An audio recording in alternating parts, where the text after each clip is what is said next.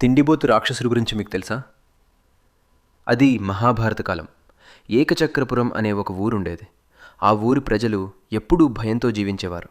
ఎందుకంటే అక్కడ బకాసురుడు అనే భయంకరమైన రాక్షసుడు ఉండేవాడు. వాడు కొండంత శరీరం, పెద్ద కోరలు ఉన్న క్రూరుడు. ప్రతి వారం ఒక బండి నిండా అన్నం, 2 ఎద్దులు మరియు ఒక మనిషిని వాడికి ఆహారంగా పంపాలి. లేదంటే ఊరి మీద పడి అందరినీ చంపేస్తాడని అందరూ కన్నీళ్లు పెట్టుకునేవారు.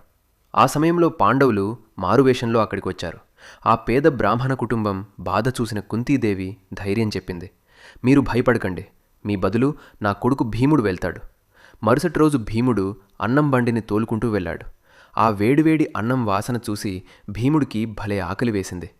వాడు ఎలాగూ చావబోతున్నాడు కదా, ఈ అన్నం వాడికెందుకు అని అనుకుని రాక్షసుడు రాకముందే ఆ అన్నం మొత్తాన్ని తనే హాయిగా తినేశాడు.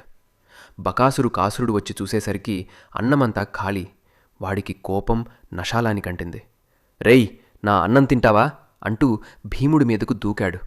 ఇద్దరి మధ్య భీకరమైన యుద్ధం జరిగింది. చివరికి భీముడు ఆ రాక్షసుడి నడుము విరగ్గొట్టి చంపేశాడు. ఊరి ప్రజలందరూ పండగ చేసుకున్నారు.